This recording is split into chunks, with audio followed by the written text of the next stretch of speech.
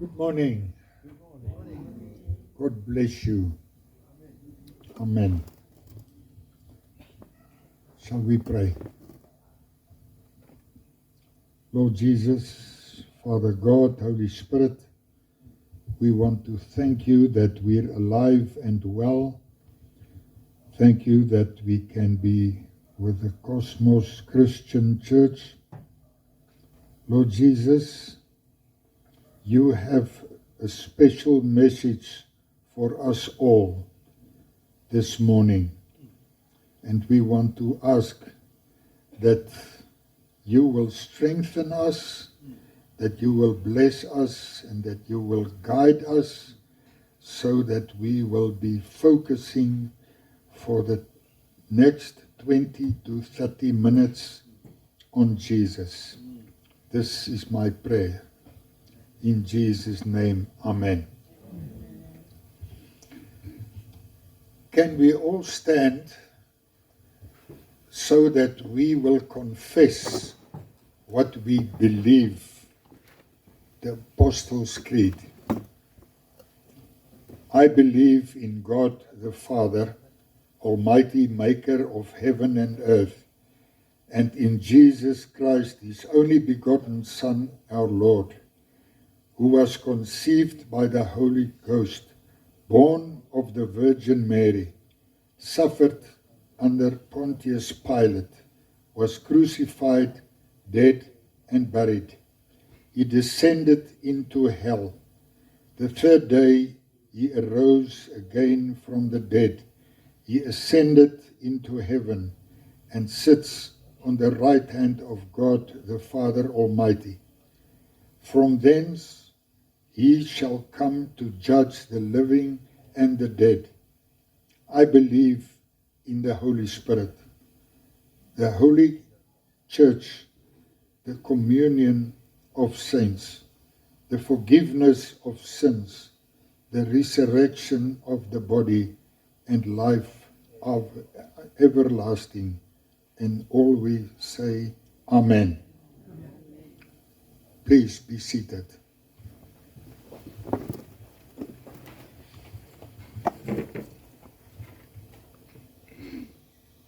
Guys, we said we believe in the Holy Spirit and forgiveness of sins, and that we will appear in front of Jesus Christ. Will we go empty-handed, or will we have souls to be brought to Jesus Christ? Because He is telling us to go and make disciples. That means to go and tell people about Jesus and to go and save them, because we human beings are all on our way to hell, to self-esteem, and it is about my luxury and my life. So the theme of this morning is go and make disciples of all nations.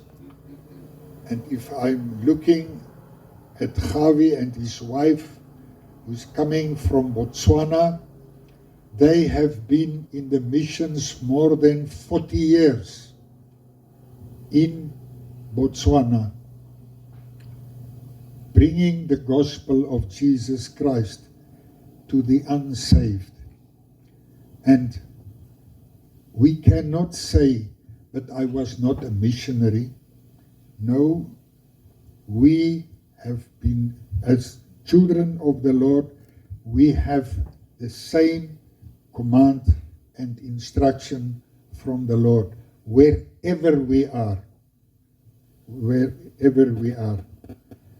Now, the message is go and make disciples. So I would like to call my wife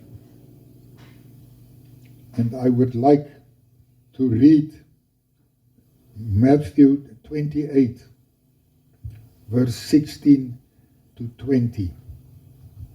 It is a command. Then we will read about a promise, and then we will read about a reward. So, the first is the command from Jesus Christ. It is found in Matthew 28, verse 16 to 20. It says, "Now the 11 disciples went to Galilee, to the mountain to which Jesus had directed and made appointment with them. And when they saw him, they fell down and worshipped him. But some doubted, as we also doubted." 18. Jesus approached them and, breaking the silence, said to them, "All authority, all power of rule in heaven and on earth has been given to me." 19. "Go and make disciples of all the nations, baptizing them into the name of the Father and the Son and the Holy Spirit, teaching them to observe everything that I have commanded you.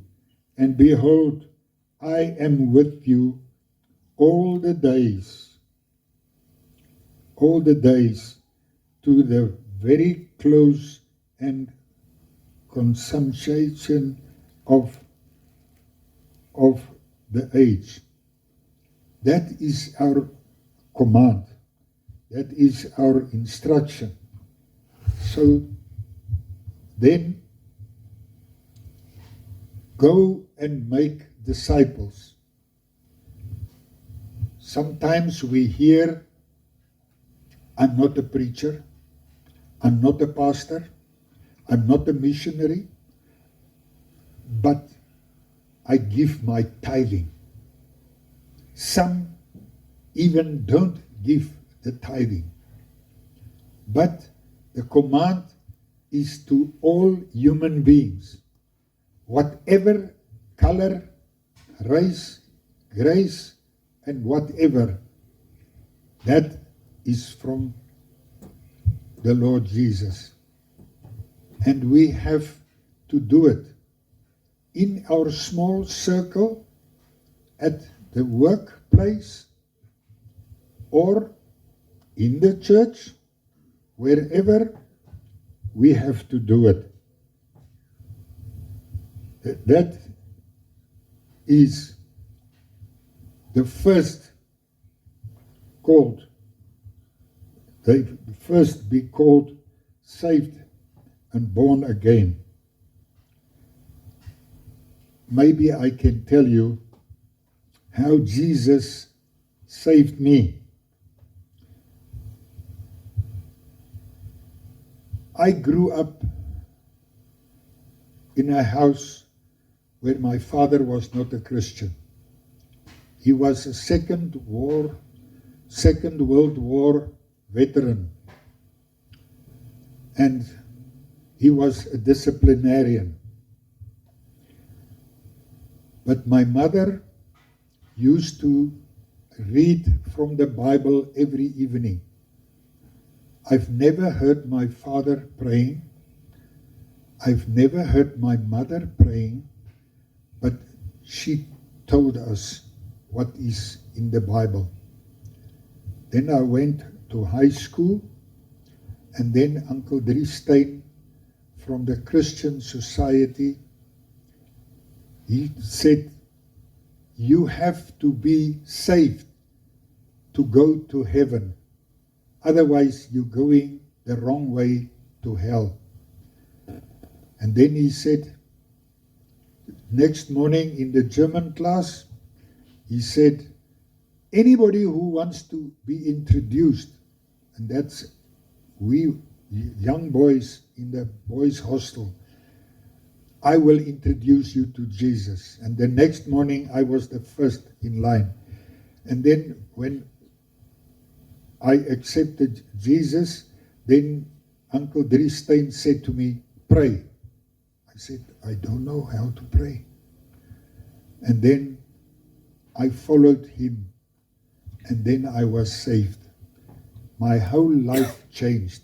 So much so that my dad, who was not a Christian, were influenced by my way of changing from the world to be a Christian. And then when I got to matric, after the matric exam in 1959, then my dad came to me and he said, you're going to become a pastor. And I knew I cannot say any word to him. He will just smack me.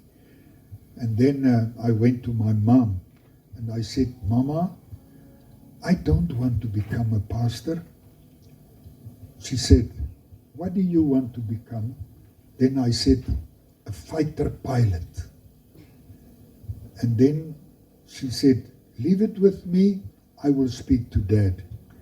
And then a week, 2 weeks later, then he called me and he said, you're wasting your life. One bullet, then you're gone. Because of what he has experienced in Egypt in the Second World War. And then he said, now I'm taking off my hands of you, you can go. And even when I became a general in the South African Army, he did not congratulate me. He said, you're wasting your life. So that is how I was called by the Lord. And then I served as a Christian. Then I would like to tell you, we've been now for 27 years missionaries, 25 years at Back to the Bible mission. And then the third years, when they go through and about graduation, then I call them in and I have an interview with each one. And there was a man, Yusuf. Yusuf is from Somalia, and Somalia is 99.9% Muslims. And then I got Yusuf in front of me, and then I said, because he was a Muslim, and then he got converted in South Africa, in Cape Town, and then he came to us to the Bible college, and we were very, very worried about this ex-Muslim, whether he's not coming to spy on the Christians and then even kill us. And then Yusuf, he said to me, I said to him, Yusuf, they will cut your throat if you go back to Somalia. Then he said, Baba Shai, I am going back. If only I can introduce Jesus to my father and my mother, then they can cut my throat. And then after 2 months, he had left, and then he sent a message to Mama Ariza and said, Unfortunately, my mother is in hell. When she passed before I could introduce her to Jesus. But now I'm focusing on my dad. And here the dad said, now I'm a Christian, on the video.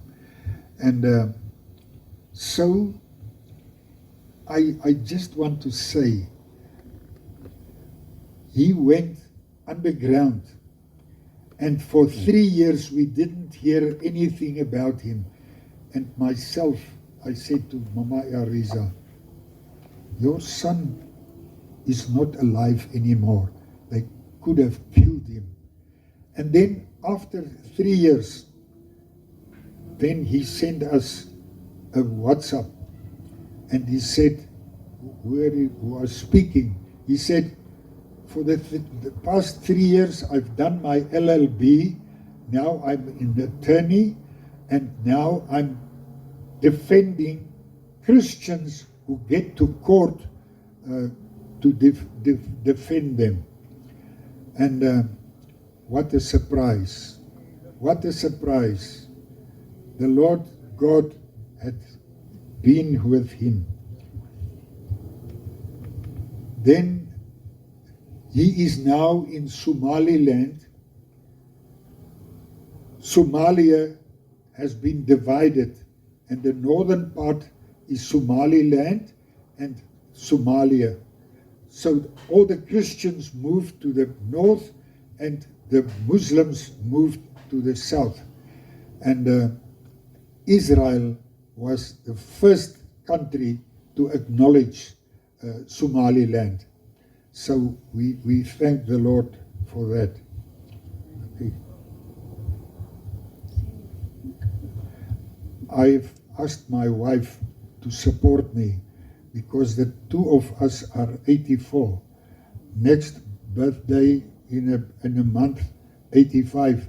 I don't know how old is my brother, and even my brother here.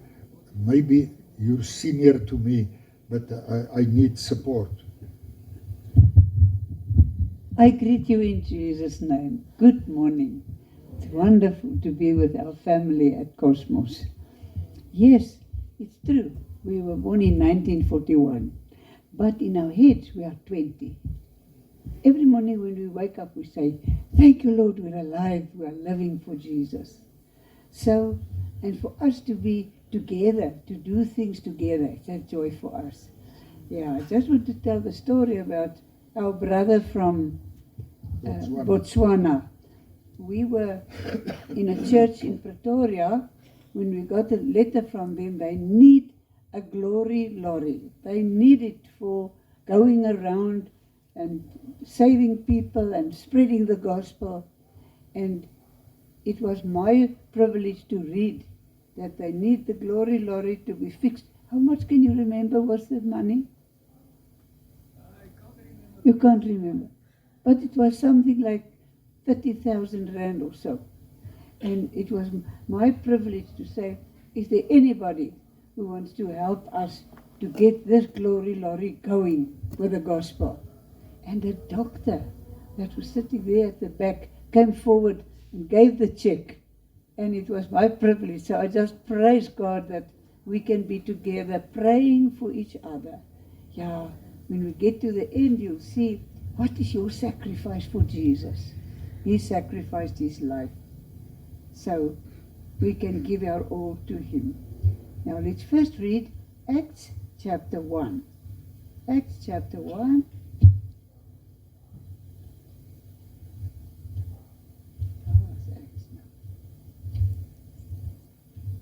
Acts chapter 1, and we read from 8 to 11.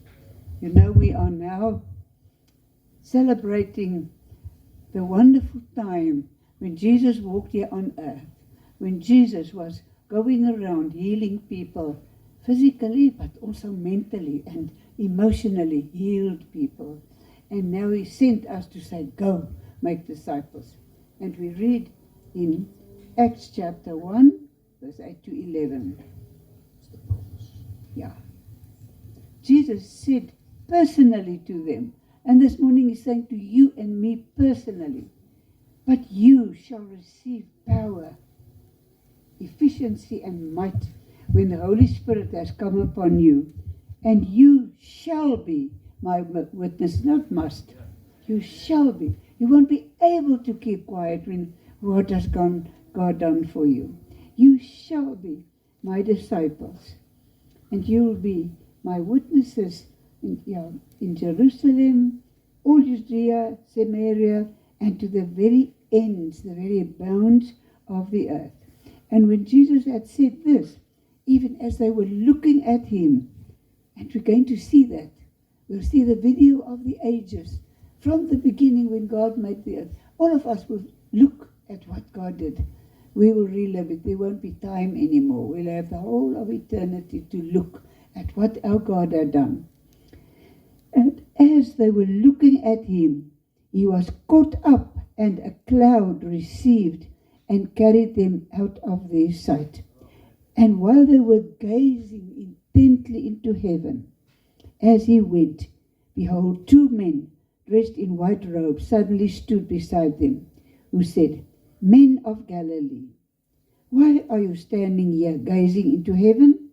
The same Jesus who was caught away, lifted up from among you into heaven, will return in just the same way.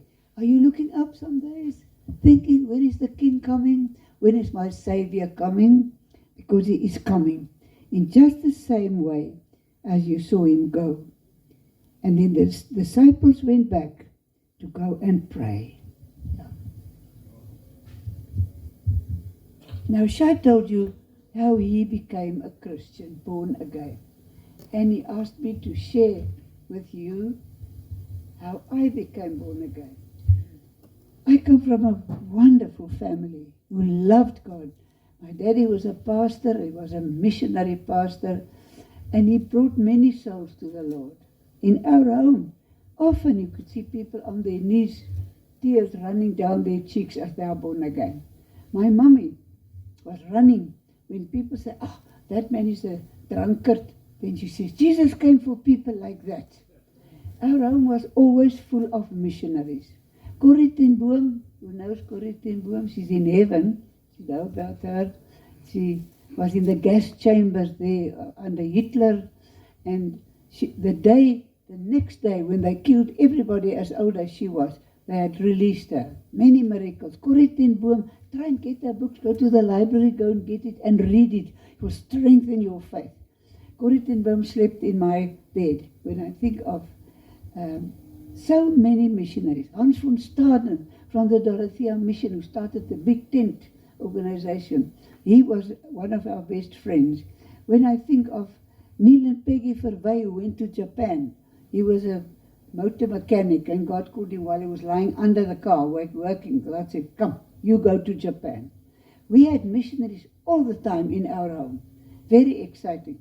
No television, but missionaries with their wonderful stories. And we, as children, grew up. My older brother became a missionary amongst the Twanas. Johannes Kelber, he translated parts of the Bible. My younger sister, and both of them are in heaven now, waiting for me. I'm the only one left. My younger sister, Barbara, married to Reverend Farnish Koeniers. She had a heart for missions, and he built houses for missionaries, that brother-in-law of ours. Now, we grew up singing, the three of us, and we were always praying for missionaries. And it was wonderful to hear how God had saved people. We got to hear the story of the man in Germany, from Germany, who went to the Far East to go and evangelize the Chinese people. Went there, and they caught him and they put him in jail, and they said, tomorrow morning you'll be shot. And they put all the Christians in a row there and said, you will be shot this morning. And as they were standing there, they were given grave spades and said, now dig your own grave. They dug their own graves. They were comforting each other and saying, very soon we'll be in heaven with Jesus. Let's be faithful until death. And as they were digging their graves, just comforting each other, then there came somebody running from the headquarters. Soldiers stood before every one of them with a gun facing them, and as they were standing there, he gave the command, lift your rifles. And the soldiers lifted their rifles, pointing. And then this man whispered something into the commanding officer's ear, and they dropped the guns. And then he said, march to the pain chambers. They heard the people screaming inside there, the pain chambers, torture chambers, and back into their cells. And then, at last, he was released, and he could go across the world to the people praying for them. So to pray for a missionary, I was taught, is very, very important. You can save their lives. And as this man, Aiden Melsop, came down to Australia, there was a group of old ladies. When you're old, don't think you can do nothing. You can work for God on your knees and on your back while you're lying in your bed at night. And the ladies, he told them, a miracle happened, you know. I was looking in a gun, and then the commanding officer gave the order, drop your guns. And here I'm standing. And one lady was very excited. She said, which day was that? He said, I can remember clearly, gave the date. It was, and she said, what time was that? He says, oh, it was 9 o'clock in the morning. She says, that's the day when we get together, we come together as ladies, we drink tea, and then we chat a bit, and then we pray for the missionaries, and then we pray for you. But that morning, on that date, there was just this restlessness in my heart. Don't drink tea, don't do the needlework, pray for Aiden Melsop. And we took hands and we prayed for you. And look here, you're alive. God heard us. So pray to missionaries. I see my brothers putting up his hand, and we can put our hands up very high. Please pray for us, because you can change our lives and can change the kingdom of God by your prayers. Now, I grew up in that wonderful home, but as a teenager, I ran away from God. I was serving myself, my dreams, my plans, being a bright little star, first in my class, you know, our children that sometimes first need to be humbled a bit. My parents saw to it that we were very humbly trained, very. But I didn't want God. I didn't love the things of God. I just wanted to be free like a real teenager. Parents, who's got teenagers? Who's got teenagers? Look after them. Pray for them. Because at teenager, many people who grew up in God turn away. Many. I turned away. But my mommy and daddy and my granny, I had a praying granny, was praying for me to be saved. And I had a big disappointment. Sometimes God must first break you before you turn to Him. I was the Victory Fludorum in Standard 9. You know, the fastest girl who could run the fastest. And I got that wonderful, big, shining cup. And the next year there came a new lady, Mim Meiberg. I never heard from her again. I don't know if anybody know her, perhaps. I hope she's safe today. Mim Meiberg ran faster than me. And I practiced day and night. I must get that cup again. You know, when you don't know Jesus, you run for all kinds of things. That's so important.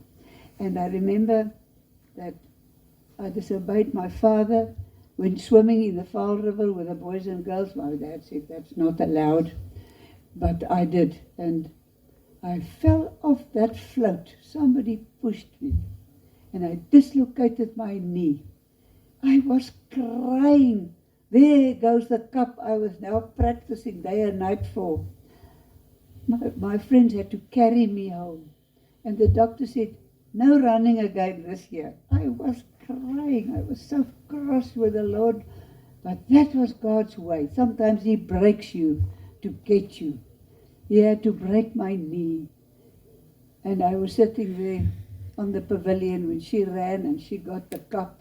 And that evening, my brother, my missionary brother, he was a Tswana brother, he pushed me against the wall. He said, Elrisa, nou sal ek vir jou bid tot die Here jou red. Now I'll pray for you until God saves you.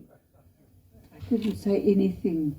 But the prayers of my parents and my granny and my brother, my sister, saved me, put me into the arms of God, where I'm still. I thank Him for that. And then I knew God has got a plan for my life. And He's got a plan for your life. Ask Him, Lord, what's your plan for me? We all have our own plans, huh? I want to get a bigger house and a bigger car, and I want to give your plans to God. I'm so glad God got me when I was young. And I'm so glad that God gave me this wonderful husband, because that brought us together. We were on a missionary trip, lots of young people. When he saw me, came and sat next to me at Witzieshoek with a Sotho stay. And while they were singing, as only Africa can sing, that deep voices. As they were singing, he looked into my eyes and something just broke inside me. And I knew, this is the man God has meant for me. Together in the missionary world. And as you heard, he was a general in the army, a very strict man, things right, wrong. And together, God called us. And how I thank him that he saved me. He saved me and he made me his child. I fell in love with Jesus.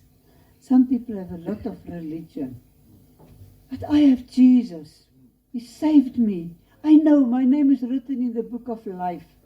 And my calling, our calling together is winning Africa for Jesus Christ. We have been now, how many years? 25 years Yeah. back to the Bible, Yeah. and 27 years missionaries. In missioners. And it's our dream, our plan, our calling to work in the prisons. We work in the high schools. He drives a combi and takes some preachers to different schools in the mornings. Together we work for Jesus. And what a joy. We're 84, yes. 2 months in we're 85. But in our age we are 20. Because we live for Jesus. And we focus on the calling to pray for missionaries. And back to the Bible mission where we are. And you're welcome. Come and visit us. Come and stay with us. We're right next to the game park. Where you can go look at the lions and the elephants if you want. But you can hear our people at the moment from almost 20 countries now. Can hear them singing. Can hear them studying the Bible. Every Bible book they study at our Bible college. And they write exam about that book. And they preach about that book in their cell groups. Everyone preaches from a Bible book. They know the Bible when they leave us. And pray for us. And pray for our students from all over. And so some of them have got nothing to pay. It's such a lot of money to get to us that some just can't and some leave because we cannot get enough sponsors. It costs only 1,000 rand a month to stay there. 3 meals a day, being taught exams, and you stay in a hostel. And God has really given us this wonderful Back to the Bible Mission Training College. And we know God wants us there. And Baba Shai even said, under that tree we want to be buried when we go home. We want to stay there till he calls us home. Amen.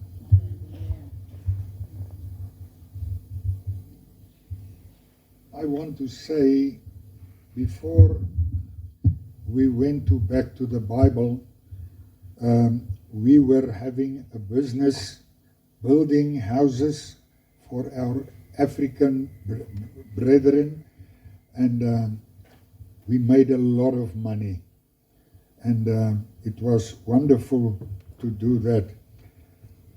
We even had a stand here at Cosmos.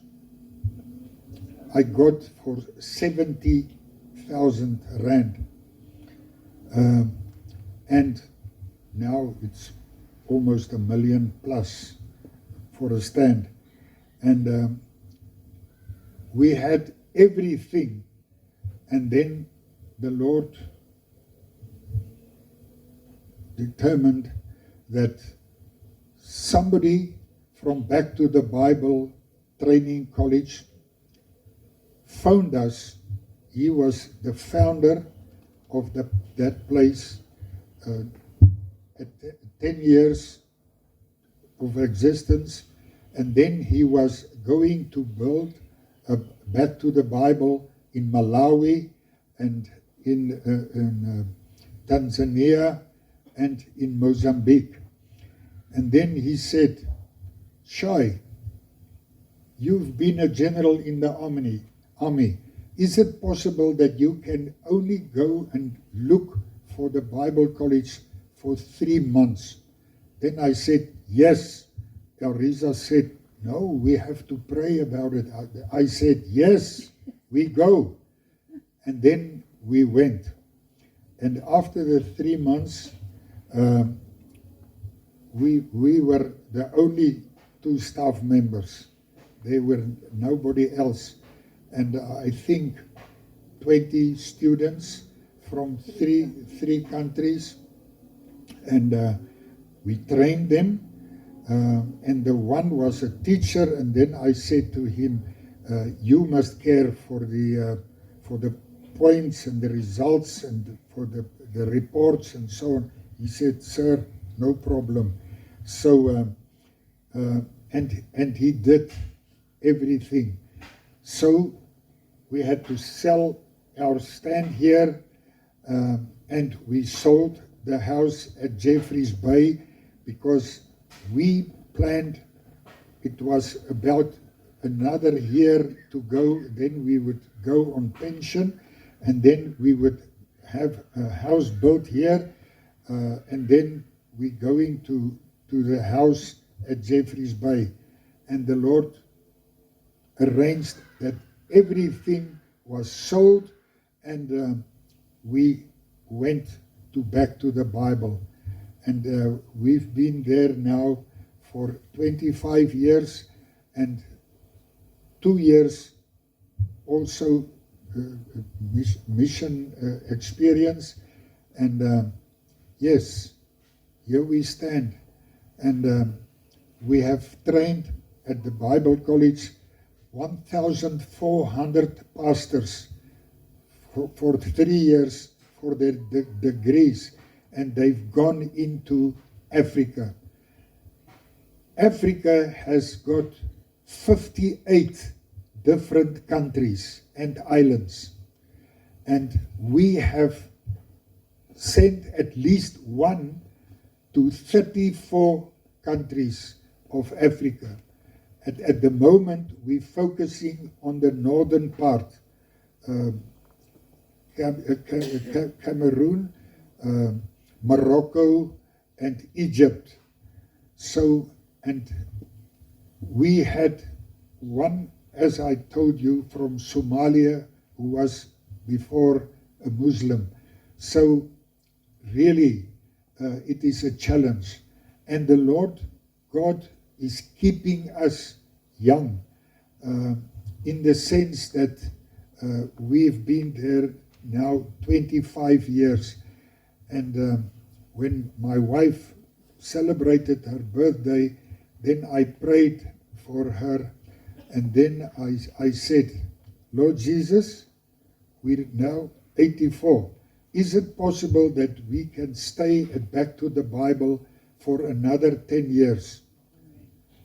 And then when I said, Amen, Arisa said, do you know what you've asked the Lord? I said, yes.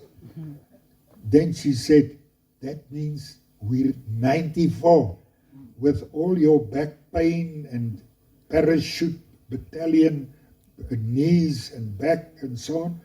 Then I said, yes, the Lord will see us through for another 10 years till 90.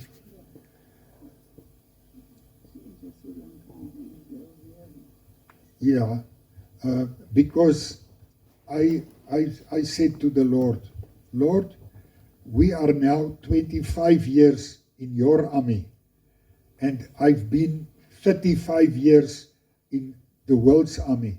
So, Lord, your army cannot lose on the years. So is it possible that we can get another 10 years?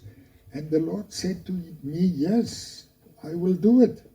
So if we come with canes in here to your church, just welcome us. Don't chase us away, please. Yeah, right. Our plans was to go to Jeffreys Bay and to have a house here, and we retire, and then the Lord retire us, give us new tires to go to the Lord and to work for the Lord. Okay, now you can read. We have read the command, Matthew 28, and then the promise, and now you can read the reward, Matthew 25, verse 34 to 36 and 40. When you're working for God, He's always comforting you from the Bible. How many of you read a special book near to your Bible? You know, a day-to-day book or something like that. It's good to read that, but the Bible, Lord has been encouraging us this weekend as we visited our son in Pretoria. He's a pastor there. He's now preaching there. Yeah. So we're doing it together. Frikkie, we have 4 sons. Francois is a pastor in George.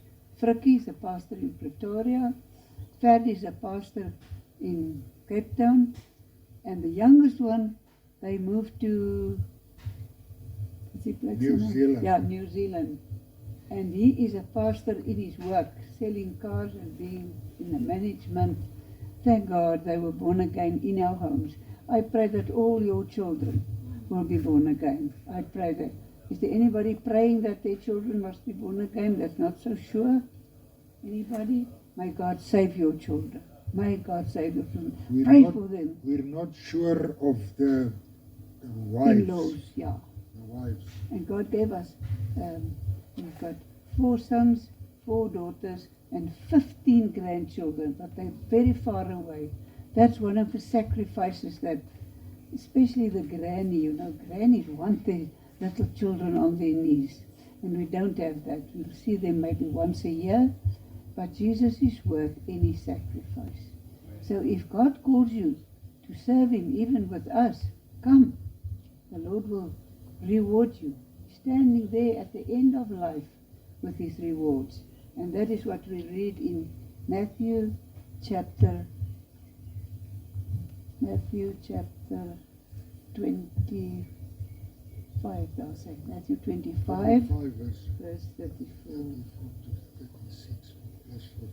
Then the king will say, the king sitting on his throne, the king will say to those at his right hand, come, you blessed of my Father. He's going to say to you, if you are his child, come, you favored of God, appointed to eternal salvation, inherit, receive as your own the kingdom prepared for you from the foundation of the world. I was hungry, you gave me food. I know this church, you go and give food to the people.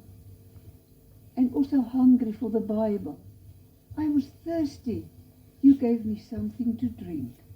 I was a stranger, you brought me together with yourselves. You welcomed me, you entertained and lodged me. How often you've done it here? Especially that lovely mama who's also our missionary. There at the back, that mama, Cynthia. And your pastor who is coming in September, please invite us that we can meet him. Keith is one of our missionaries. And that's one of our callings. That's one thing that brought us together. I started praying for missionaries when Jesus saved me. He put a passion in my heart to pray for missionaries. And when he heard, he said to me, what is a missionary? He grew up on a farm, you know. I said, I was a captain in the army. Then he asked me, what is a missionary? I said, people called to come full time to work for God. And he said, can I get that list of missionaries you pray for? I want to pray with you. I said, Lord, is this the right man? It was. Praying together for missionaries. And sitting there in the Free State, hearing my African family sing with their deep, droning voices. And he looked into my eyes and it was like electricity. We knew this singing of Africa and praying for missionaries, that brought the two of us together. So it's not strange that God called us full-time. Without salary, we are volunteers, and we thank every time when we come here, they give us something to help with the petrol. We don't get a salary. But God gives us food, He gives us clothes, He cares for us in a wonderful way. Anything you do to a missionary, God will reward you. As He said here, I will I was naked and you clothed me. I was sick, you visited me.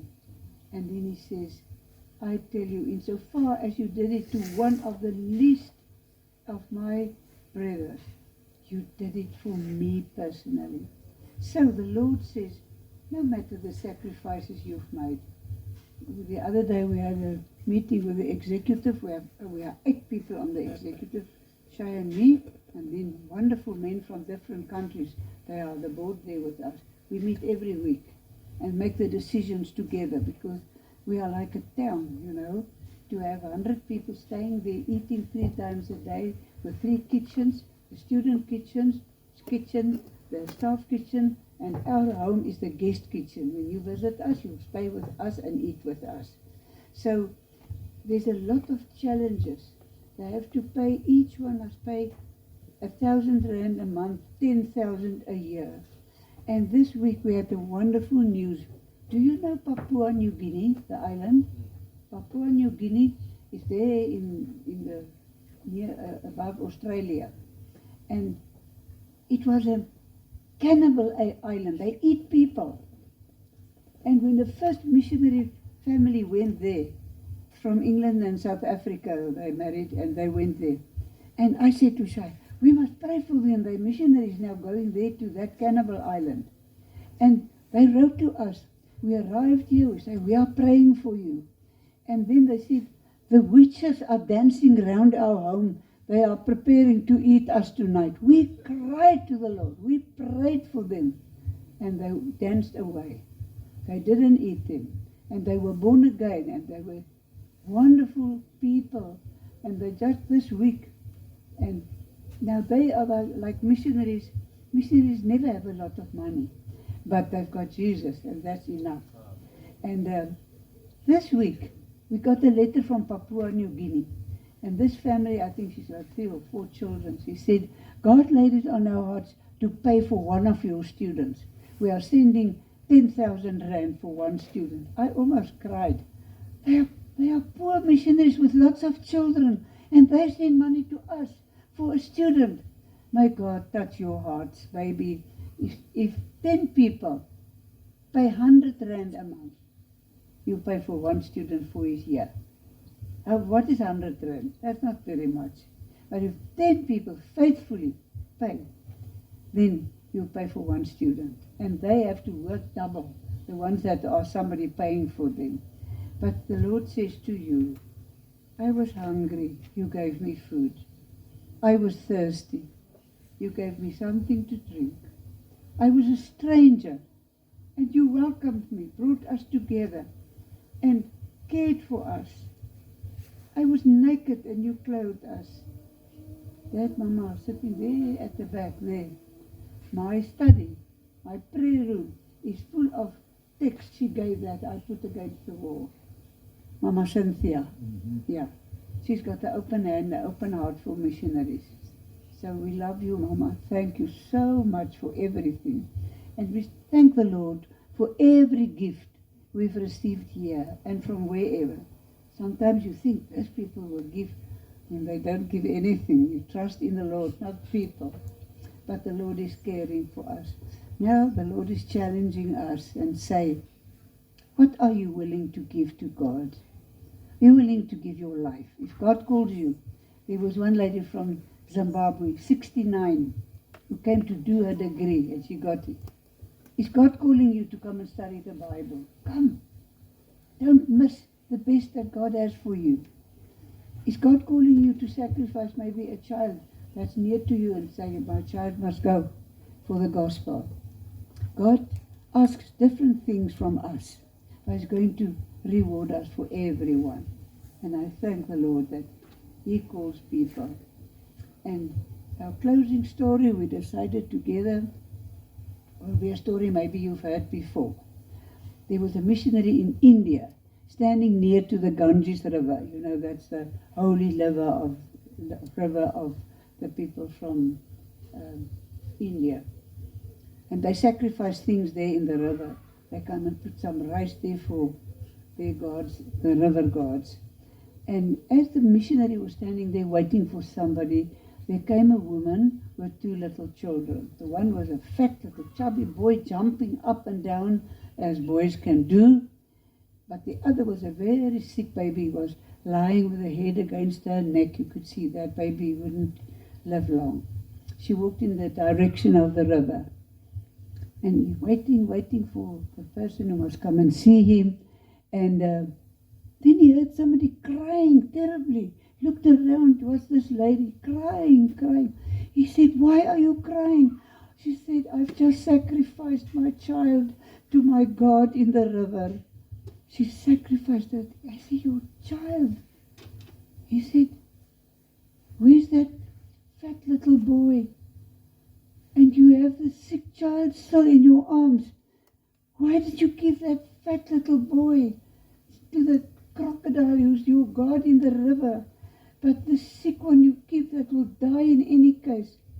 And through her tears she looked up and said, "Sir, my God deserves my best.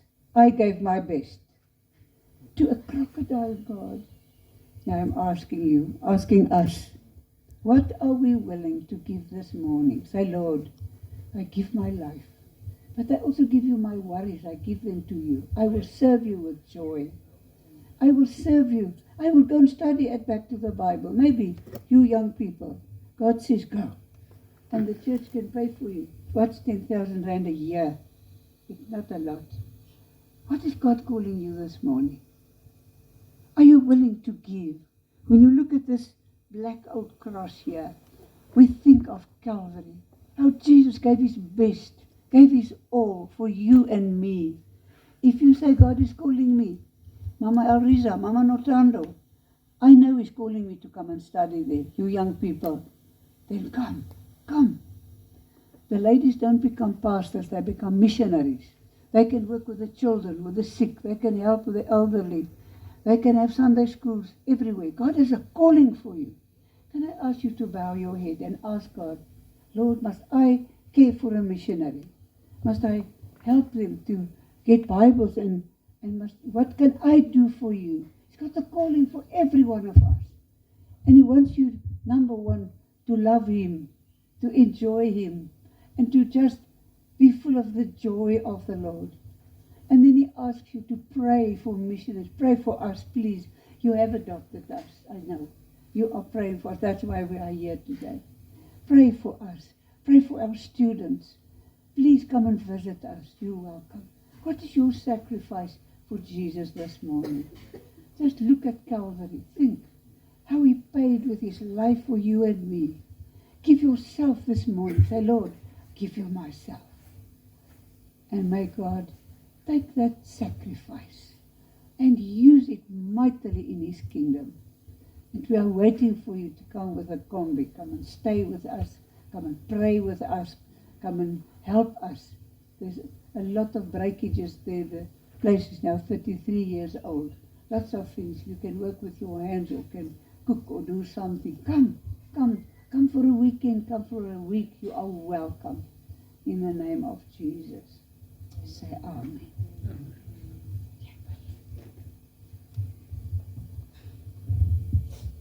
All I want to ask, how many people have you introduced to Jesus? We cannot afford to go empty-handed. Introduce your children to Jesus. Introduce your neighbor. Introduce your fellow workman at where you're working. May God help us. You cannot say, "I did not hear it today." You've heard. Go and make disciples. Go and introduce somebody, your neighbor. Introduce him to the Lord Jesus. We've heard now about the command. We've heard about the promise. And we've heard about the reward. It is faithful for us Christians to let us show to the people we're living with that we are really working for the Lord Jesus and that we are really holy.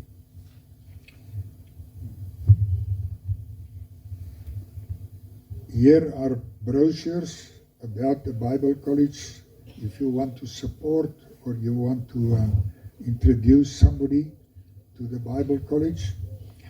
And can we all stand?